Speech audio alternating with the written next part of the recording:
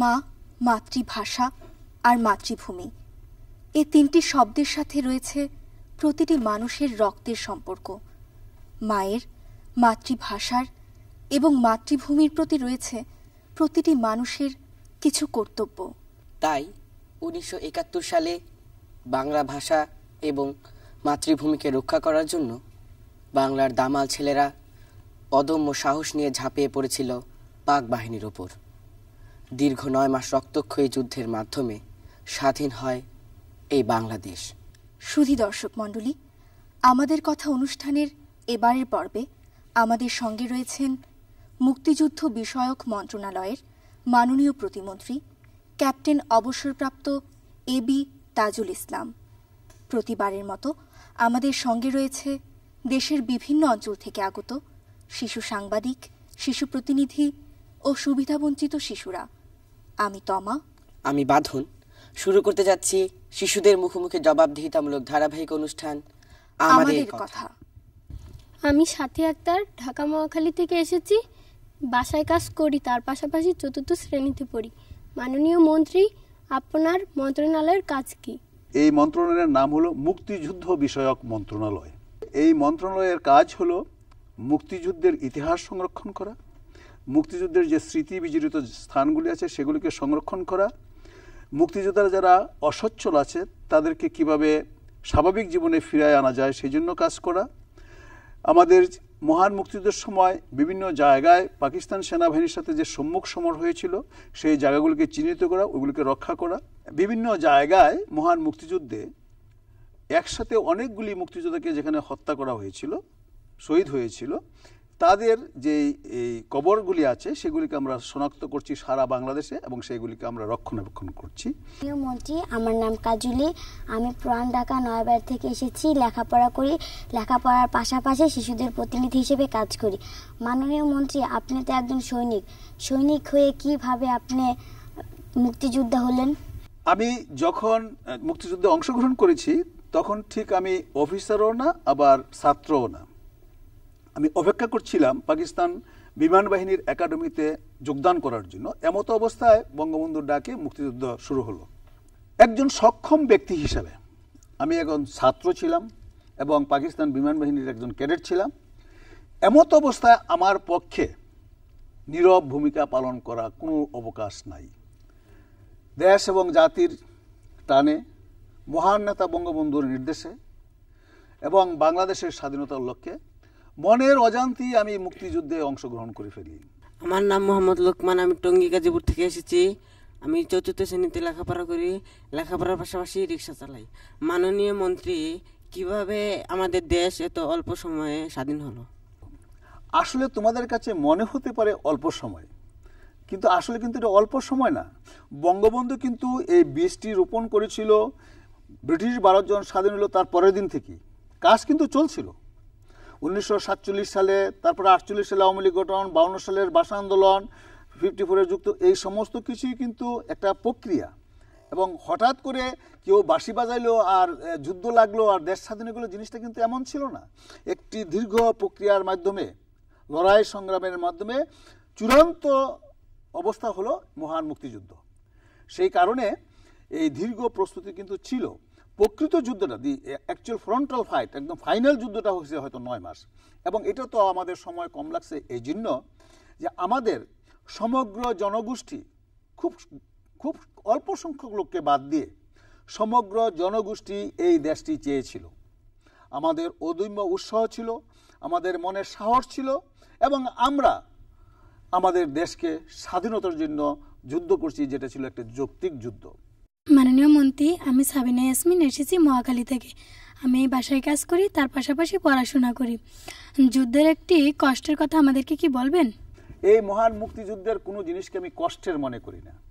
এই সমস্ত ঘটনা যদি আমার সাথে ঘটছে, এই সমস্ত কিছু কি আমি জীবনের পাঠ হিসেবে দেখি এবং এটাকে আমার বিজয়ের একটি অঙ্গ হিসেবে দেখি। কষ্ট হিসেবে আমি কখনো দেখিনি। যত রকমের পরিশ্রমী সেটা হোক, এটা কষ্টের না, আনন্দের। আমি মোহাম্মদ জেলেনা। আমি সাইনবোর্ড জাতীয় বিশ্ববিদ্যালয় গাজীপুর থেকে এসেছি। আমি দোকানে কাজ করি, তার পাশাপাশি 4র্থ শ্রেণীতে পড়ালেখা করি। মানুষের মুখে মুখে শুনেছি যে আমাদের এলাকায় অনেক মুক্তিযোদ্ধারা আছে, মাননীয় মন্ত্রী, মুক্তিযোদ্ধাদের আমাদের এলাকায় যদি নিয়ে যান তাহলে আমরা মুক্তিযুদ্ধের গল্প শুনতে পারবো। তোমাকে অসংখ্য ধন্যবাদ তোমার আগ্রহের জন্য, তোমার অনুভূতির জন্য। অ্যাকচুয়ালি মুক্তিযোদ্ধাদেরকে তোমার এখানে তোমার নিজের এলাকাও মুক্তিযোদ্ধা কম বেশি আছে, কারণ বাংলাদেশের এমন কোনো উপজেলা নাই, তখন তো থানা ছিল, যেখান থেকে মুক্তিযুদ্ধে কেউ অংশগ্রহণ করেছে। প্রত্যেক পরিবার থেকেই 1-2 জন করে আছে। তো তোমার এখানে তোমার নিজস্ব উপজেলায়ও মুক্তিযোদ্ধা থাকার কথা, আমি শিওর আছে। তারপরে যদি তুমি মুক্তিযোদ্ধাদেরকে দেখতে চাও, আমরা চেষ্টা করব তোমাদের এখানে মুক্তিযোদ্ধাদের একটা সম্মেলন করতে বা মুক্তিযোদ্ধাদের একটা অনুষ্ঠান করতে, যে অনুষ্ঠান তোমরা উপভোগ করতে পারবে। তুমি যদি কখনো মুক্তিযোদ্ধাদের কোনো সমাবেশ বা প্রত্যেক 3 মাস পর পর তোমার উপজেলা সদরে থাকো, তাহলে দেখতে পাবা যে উপজেলা নির্বাহী কর্মকর্তা, রাজনৈতিক নেতৃত্ব এবং সমাজসেবা কর্মকর্তা মুক্তিযোদ্ধাদের ভাতা ডিস্ট্রিবিউশন করছে। সেখানে তুমি দেখতে পাবা তোমার এলাকার কারা কারা মুক্তিযোদ্ধা এবং কারা কারা সম্মানী ভাতা ভোগ করে তাদের। মাননীয় মন্ত্রী, আমার নাম আখি, আমি পুরান ঢাকা নয়াবাজার থেকে এসেছি। আমি লেখাপড়া করি, লেখাপড়ার পাশাপাশি শিশুদের প্রতিনিধি হিসেবে কাজ করি। মুক্তিযোদ্ধা কি সেটা আমি জানি, যারা দেশ স্বাধীন করেছে, কিন্তু রাজাকার কি সেটা কি আমাদের বলবেন কি? রাজাকার আক্ষরিক শব্দ খারাপ না, কিন্তু রাজাকারকে ব্যবহার করা হয়েছিল পাকিস্তান সেনাবাহিনীর উষ্ণ মস্তিষ্কের থেকে একটা ফর্মুলা আসলো যে তারা এই দেশের কিছু লোককে রাজাকার নাম দিয়ে তারা ভর্তি করাবে। তাদের কাজ হবে কি, এই পাকিস্তানের অখণ্ডতা রক্ষার জন্য যারা মুক্তিবাহিনী, যারা যুদ্ধ করছে, যারা দেশকে স্বাধীন করার জন্য ভূমিকা রাখছে, তাদেরকে প্রতিহত করার জন্য। এবং যেহেতু পাকিস্তান সৈন্যবাহিনী এখানে আসছিল প্রায় 94,000, এত বড় বিশাল দেশে তাদের তো আমাদের সাথে কুলায় উঠতে পারছিল না, কারণ জনগণ তাদের পক্ষে নাই, জনগণ সব আমাদের পক্ষে। তারা কোনো খবরই পাচ্ছে না। 1 প্লাটুন মুক্তিবাহিনী এখানে আইসা আনাগোনা করছে, তাদের কাছে কোনো খবর নাই, কারণ জনগণ তাদের সহযোগিতা করছিল না। কিছু দালাল প্রকৃতির লোক যারা এই দেশের স্বাধীনতা চায় নাই, মুক্তিযুদ্ধের মাধ্যমে দেশটি স্বাধীন হোক চায় নাই, সেই রকম কিছু লোককে পাকিস্তানিরা রিক্রুট করলো আমাদের বিরুদ্ধে কাজ করাবার জন্য। এরা দেশের স্বাধীনতার বিরুদ্ধে ছিল এবং বেশিরভাগ ক্ষেত্রেই দেখা গেছে তারা এই ধর্মান্ধ মৌলবাদ রাজনৈতিক দলের সদস্য। এরা এই দেশের স্বাধীনতা চায়নি, বরং এদেশের স্বাধীনতার জন্য অর্জন আমরা করতে না পারি সেই জন্য যা যা ভূমিকা রাখার মুক্তিযোদ্ধাদেরকে ধরিয়ে দেওয়া, মুক্তিযোদ্ধাদের বিরুদ্ধে ভূমিকা রাখা। মুক্তিযুদ্ধের পরিবারের যারা গ্রামে বসবাস করে, আমরা চলে গেছি ধরো ওয়ারফিল্ডে, কিন্তু আমাদের বাপ মা রয়ে গেছে আমাদের গ্রামে, ওই সব বাড়ি এই রাজাকাররা পাকিস্তান সেনাবাহিনী নিয়ে যায় ওই বাড়িগুলি ধ্বংস করেছে, অগ্নিসংযোগ করেছে। এইভাবে আমাদের মুক্তিযোদ্ধাদেরকে তারা বিভিন্নভাবে ক্ষতিগ্রস্ত করেছে, যাতে করে যারা এখনো যুদ্ধে অংশগ্রহণ করে না এমন তরুণরা যেন যুদ্ধে না যায়, সেই জন্য এই ভয় হিসেবেও কাজ করেছে। আমার নাম ফাইম রহমান খান, আমি ময়মনসিংহ থেকে এসেছি।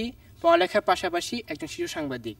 মাননীয় মন্ত্রী, প্রত্যেক সরকারের পরিবর্তনের সঙ্গে সঙ্গে আমাদের পাঠ্যপুস্তকের মুক্তিযুদ্ধের ইতিহাস পাল্টে যায়, যার ফলে আমরা সঠিক ইতিহাস জানতে পারি না। এ ব্যাপারে আপনি পদক্ষেপ নেওয়া উচিত। যা আমরা দেখেছি, সরকার পরিবর্তনের সাথে সাথে স্বাধীনতার ইতিহাসের বিকৃতি ঘটানো হয়, মুক্তিযোদ্ধার তালিকায় পরিবর্তন আনা হয় এবং বিভিন্নভাবে মুক্তিযুদ্ধের ইতিহাস কিভাবে সঠিক ইতিহাস যেন কেউ জানতে না পারে সেই জন্য পদক্ষেপ নেওয়া হয়।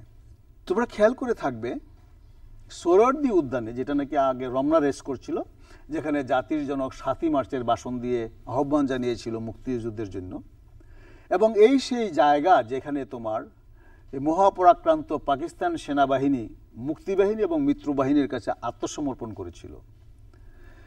আমাদের বাঙালি সমাজে আত্মসমর্পণ শব্দটা বাঙালি শব্দ, কিন্তু তারপরও এই ইংরেজিতে শব্দ যেটা সারেন্ডার, এই পাকিস্তান আর্মি যখন মুক্তিবাহিনী এবং মিত্রবাহিনীর কাছে আত্মসমর্পণ করলো তখন এই সারেন্ডার শব্দটা ব্যবহার করতো, বাঙালিরা ইংরেজি ব্যবহার করতো। এবং এই সারেন্ডার শব্দটা না বললে মনে হয় যে পূর্ণ তৃপ্তি হইতো না বাঙালিদের তখন, যে পাকিস্তান আর্মি সারেন্ডার করছে। এই সেই জায়গা যার সাথে বাংলাদেশের মহান স্বাধীনতা যুদ্ধের ইতিহাস, মুক্তির ইতিহাস এবং মুক্তিযুদ্ধের ইতিহাস জড়িত। এই জিনিসগুলি যেন ধ্বংস হয়ে যায়, এই জিনিসগুলি যদি তোমরা যারা আসো, ভবিষ্যতে যারা আসবে তারা যেন জানতে না পারে। তো এখানে যদি একটা শিশু পার্ক হয়ে যায় তাহলে তো আর এই মানুষগুলো শিশু পার্কে আছে সেভাবেই দেখবে, কিন্তু আসলে এই শিশু পার্কটি করা হয়েছিল মুক্তিযুদ্ধের ইতিহাসকে ধ্বংস করার জন্য, যাতে করে তোমরা মুক্তিযুদ্ধের প্রকৃত ইতিহাস জানতে না পারো। বঙ্গবন্ধু ভাষণ দিয়েছেন 7ই মার্চে উদাত্ত আহ্বান জানিয়েছেন এবং উনি জাতিকে তিল তিল করে প্রস্তুত করেছিলেন মহান মুক্তিযুদ্ধের জন্য।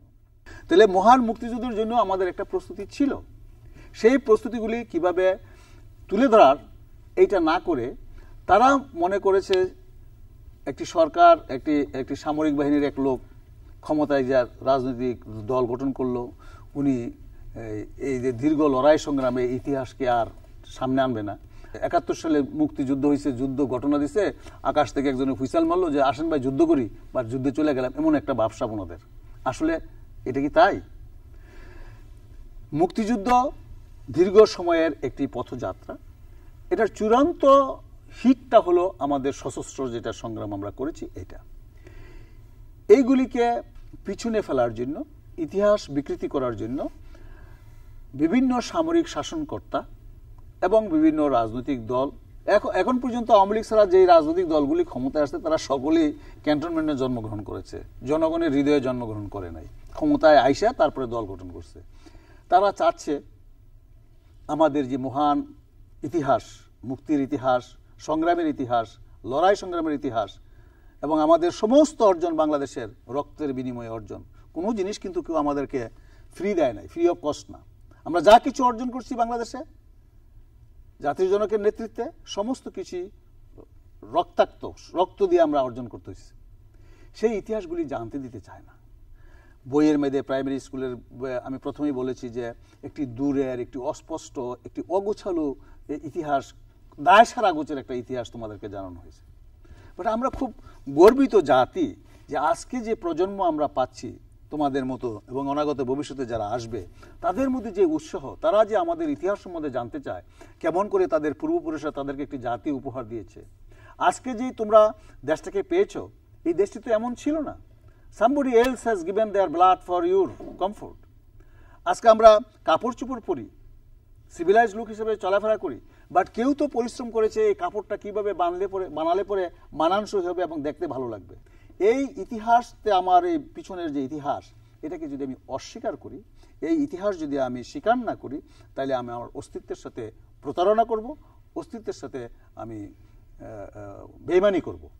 এই ইতিহাসগুলি যেন বারবার নষ্ট করা না হয়, এই জন্য আমরা উদ্যোগ নিয়েছি প্রাইমারি স্কুলে এবং বিভিন্ন পর্যায়ে মাধ্যমিক স্কুলে আমাদের শিক্ষা মন্ত্রণালয়, ইনফরমেশন মিনিস্ট্রি এবং আমরা পদক্ষেপ নিচ্ছি। বাট দীর্ঘ সময়ের যে জঞ্জাল, দীর্ঘদিন তারা চেষ্টা করেছে আমাদের মুক্তিযুদ্ধের ইতিহাসকে বিনষ্ট করার জন্য, সেখানে হয়তো আমাদের এই সময় খুব যথেষ্ট না, উই নিড মোর টাইম।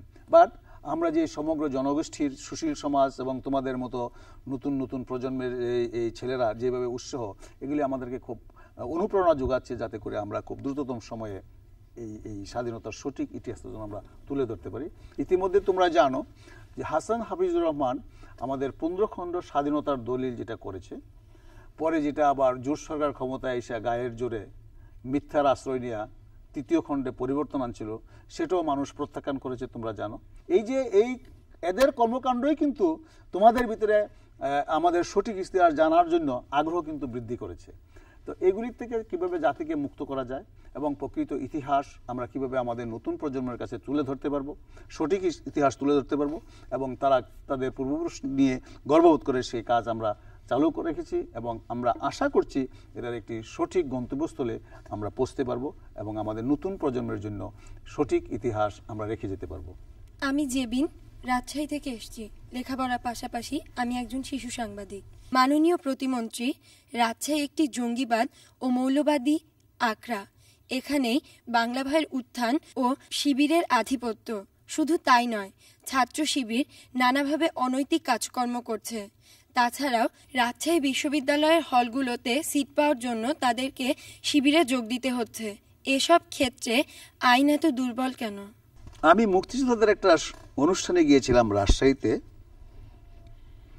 এবং 2-1 মুক্তিযোদ্ধা এসে এই অনুষ্ঠানে আমার কানে কানে বললো যে স্যার এরকম বাংলা ভাই একজনকে মেরে গাছে ঝুলিয়ে রাখছে। এবং তখন জামাতরা বলছিল এইসব ইসলামিক জঙ্গিবাদ বাংলাদেশে কিছু নাই, এগুলি হলো মিডিয়ার সৃষ্টি। তোমরা বোধহয় অনেকে পত্রপত্রিকায় পড়েছো, খবরও দেখেছো, এগুলি তারা বলছে। এখানে একটা স্কুল অফ থট আছে, সরকার একটি শত্রু যদি চোখের সামনে থাকে তাকে যেভাবে ডিল করা যায়, আর যেই শত্রু চোখের সামনে না তাকে ডিল করা কিন্তু খুব কঠিন হয়ে দাঁড়ায়। বিকজ আমি তাকে দেখছি না, শত্রুকে পিছনে গোপনে দেখছি না, কিন্তু আমি যদি জানি যে পার্টিকুলার লোক ইজ দ্য এনিমি, তখন তাকে যেভাবে আমি ডিল করতে পারবো, অপরিচিত এবং গোপন এনিমি কিন্তু সেভাবে ডিল করা যায় না। সে কারণে বিশ্বের অনেক দেশ মনে করে যে এই জামাতে ইসলাম এবং উগ্র জঙ্গিবাদের যে দলগুলি তারা রাজনীতি করুক, আমরা যদি তাদেরকে বেশি প্রেশার দেই তারা হয়তো আন্ডারগ্রাউন্ড চলে যেতে পারে, then it will be very difficult to deal with them. কিন্তু দুঃখজনক হলেও সত্য যে এইটা চালু রাখার পরও এরা কিন্তু ওই আন্ডারগ্রাউন্ড পলিটিক্সের কাজগুলি কিন্তু তারা ছাড়ে নাই। এরা একদমে গাছের উপরের টো খাচ্ছে, আবার আরেকটা গাছের নিচের টো খাচ্ছে। তারা উপরের অবার্ট পলিটিক্সও করছে, আবার কভার্ট পলিটিক্সও করছে। এইভাবে তারা রাষ্ট্রীয় ক্ষমতা দখল করার জন্য একটা ডাল হিসেবে ব্যবহার করছে ধর্মকে, যে আমরা ধর্মের নাম করে আমরা সাধারণ মানুষের কাছে পৌঁছতে পারবো। আমাদের এদেশের লোক সকলেই ধর্মপ্রাণ মুসলমান, ম্যাক্সিমাম লোক ধর্মকে আমরা শ্রদ্ধার চোখে দেখি এবং আমরা ধর্মকর্ম নিজেরা যদি অনেক সময় আমরা ধর্ম পুরোপুরি পালন নাও করি, কিন্তু কেউ যদি ধর্ম পালন করে তাকে কিন্তু আমরা প্রশংসা করি। এটা হলো আমাদের ন্যাশনাল ক্যারেক্টার। এরা জঙ্গি ক্ষমতা যাওয়ার জন্য অনেকগুলি ইনস্ট্রুমেন্টের মধ্যে একটি ইনস্ট্রুমেন্ট হলো যে আমরা জঙ্গিদের মাধ্যমে ভীতির সৃষ্টি করব এবং এই কর্মকাণ্ডের মাধ্যমে আমাদের সদস্য সংখ্যা বৃদ্ধি করব। পাশাপাশি তারা hospital, transport business, bank business এগুলির মধ্যেও তারা জড়িত হয়ে বিভিন্ন দেশ